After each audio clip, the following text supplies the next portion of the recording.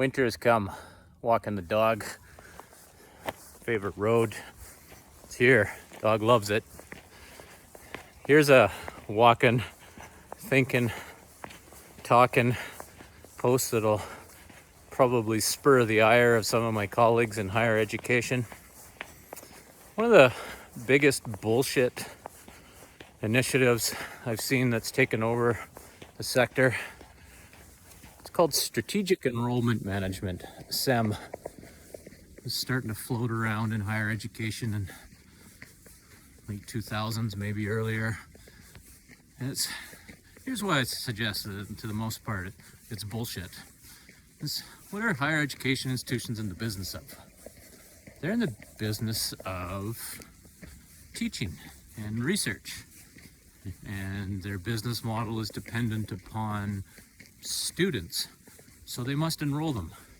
And so that's the business model. Why does it need to have some sort of special plan that says it's strategic enrollment management? Why don't you just manage your enrollment? Here's a couple of areas to focus on. I asked this at a higher education institution that I've done some work at.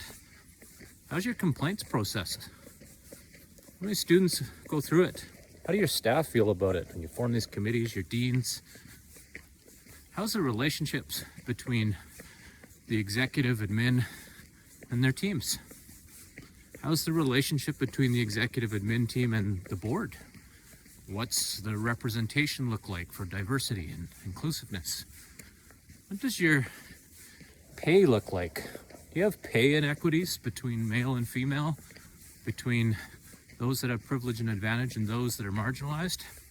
What's the relationship like with your unions? Operational, faculty? What's their representation look like? How do people get along with each other on your campus? What's the feeling around there? If a student has a concern, how formal a process do they need to go through? What's your quality assurance program look like? Do you have one? Critical piece.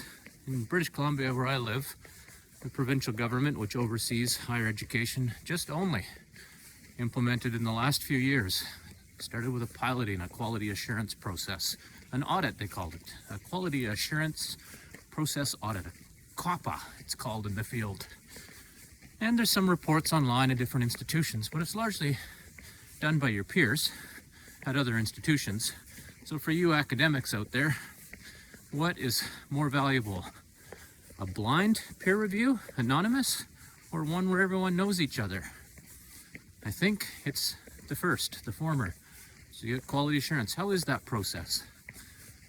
Ask some of these questions in an institution that's spending an immense amount of money, time, and meetings on a strategic enrollment management plan. Maybe if we spent some more time on relationships and engagement, the communities around us and the sectors in which students get fed into, healthcare, business, those types of things, and make that a central part. Especially if you're in a smaller, more rural area where everyone knows everyone. If your institution offers shit and doesn't review it or do a quality assurance process, it's going to affect your enrollment. If you constantly lose staff, you're probably going to lose enrollment. It doesn't have to be some sort of plan where you hire a consultant out of the United States. No offense, there's some good people trying to do this work.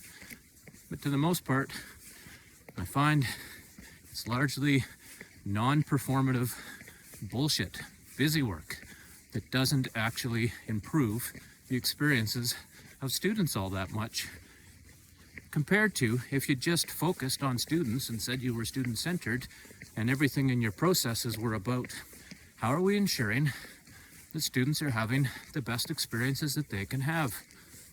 Ask them, engage them, find out what they would suggest, find a middle point between what students are saying in your institution and what your staff are saying. That's strategic. It doesn't need to be called a strategic enrollment management plan. Just do it. And that's just some of my thoughts as I'm walking and pondering. What do you think? Because I know I've got colleagues out there in higher education that think very highly of strategic enrollment management, and maybe I'm just talking trash and don't know anything about anything. Maybe there's some evaluations of strategic enrollment management out there, independent of institutions. I've looked, haven't really found any. It's a bit of a gaping black hole, but boy, the sector sure loves it.